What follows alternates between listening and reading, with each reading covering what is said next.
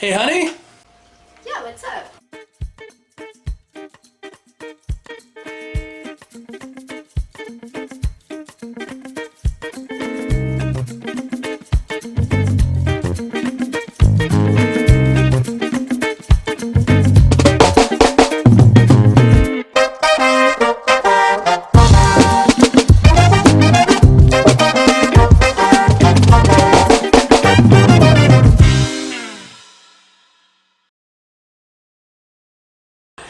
Happy New Year!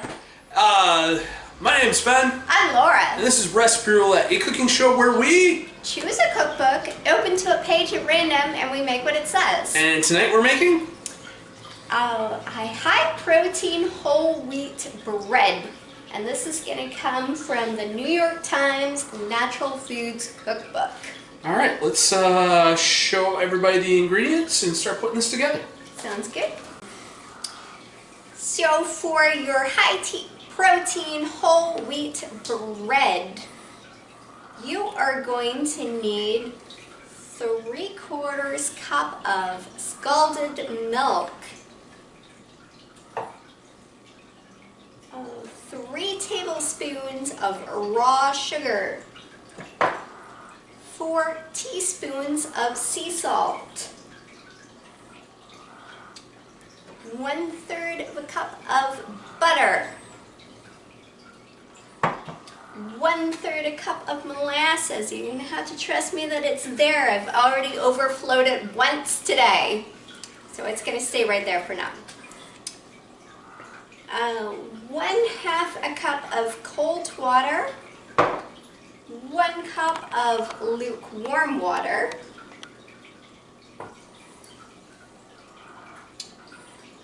2 tablespoons of yeast,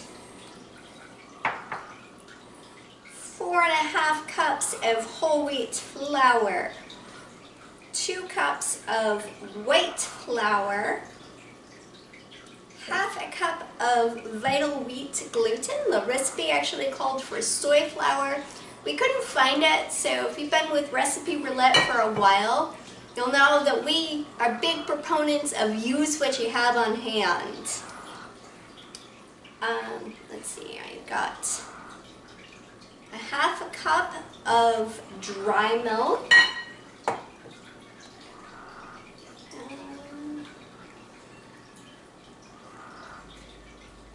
yeah, that's everything. Alright, first thing I like to do when I'm making bread is get all of my dry ingredients.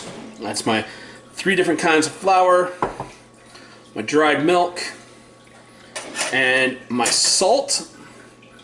And what I'm going to do is get this mixed together. Where is some sort of mixing tool? Alright, we'll use a beater by hand. And we're just going to get this incorporated together. So that way there's a little bit of each dry ingredient all stirred up here.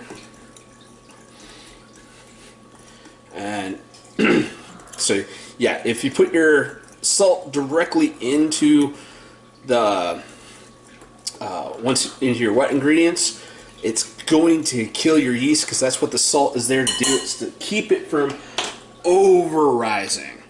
So got that a little stirred up. Get a bigger mixing equipment so we can get this more thoroughly stirred. Alright, that feels good and incorporated to me. Move that off to the side. Now, I'm gonna grab a bread mixer. If you've got a actual like stand mixer that's got a bread hook, you can totally use that. But we have our low-tech, off-the-grid, portable bread maker here. So first up, I'm going to start putting all of my wet ingredients in. Got my molasses. I'm going to use every bit of liquid I got in order to clean out this measuring spoon, because I want all that molasses goodness in there. So I started with my cold water to flush this out. Let's get our lukewarm water in here.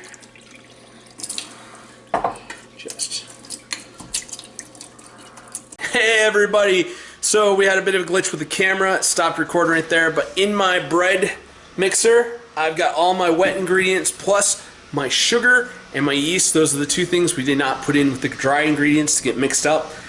So this is sitting in here for 10 minutes proofing.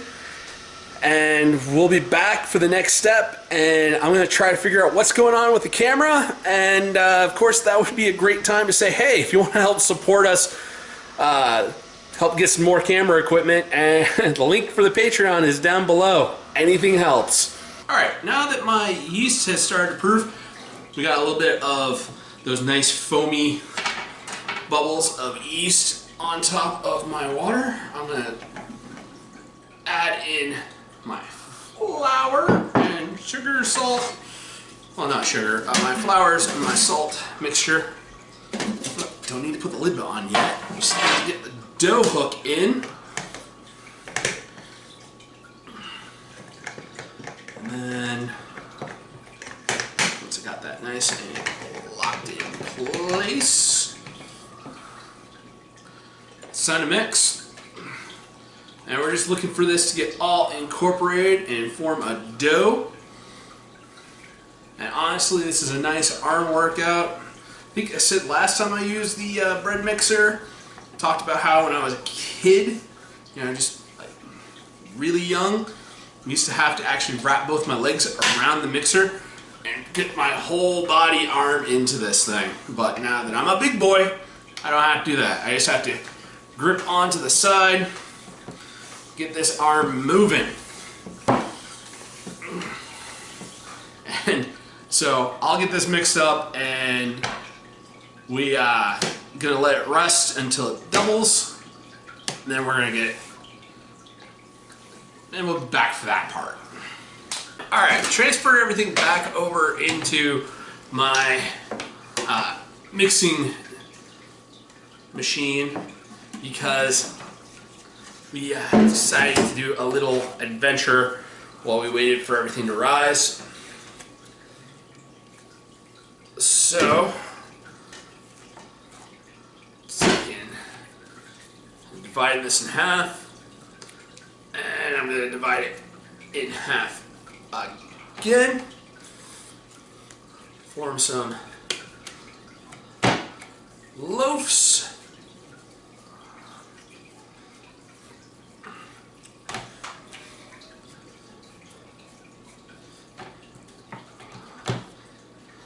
On my non-stick baking sheets, and then I'm going to let this have a little more time to rise, give it another 30 minutes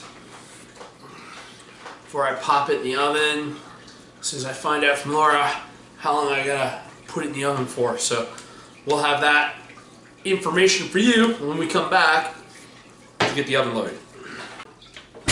Alright, bread's in the oven. Oven is set to 400 degrees. I'm going to put the cook time on for 25 minutes. Let that go, and we'll be back for the first bite. Alright, let's dive in here. Oh, I know this looks like a lot more than bread, but because we made avocado toast. Because you need something to go on bread. So the avocado, how to put together avocado toast, that's going to be this week's Friday featurette? Yes. Yeah, so make sure you're liked and subscribed. Hit that notification bell. Alright, first bite.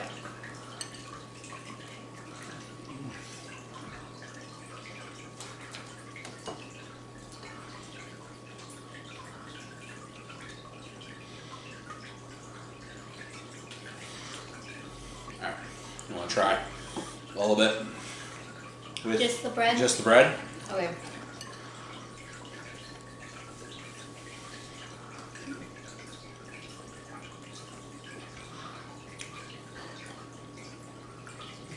I mean, yeah, it's a solid whole wheat bread. Oh, yeah.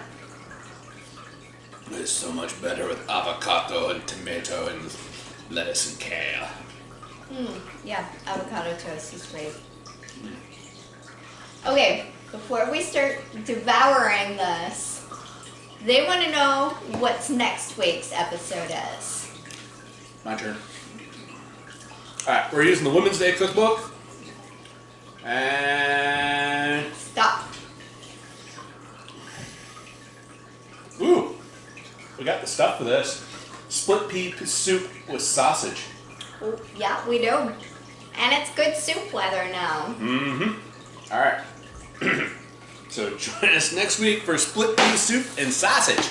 And thanks for tuning in today. And yeah, we'll see you next time. Peace. Bye, everybody. Thanks for joining us for breakfast. Hey, everybody. Thanks for staying till the end of the episode. Remember to like, share, subscribe. Follow us on Facebook at Board Barista Productions. And if you want to support us, Patreon link at the bottom.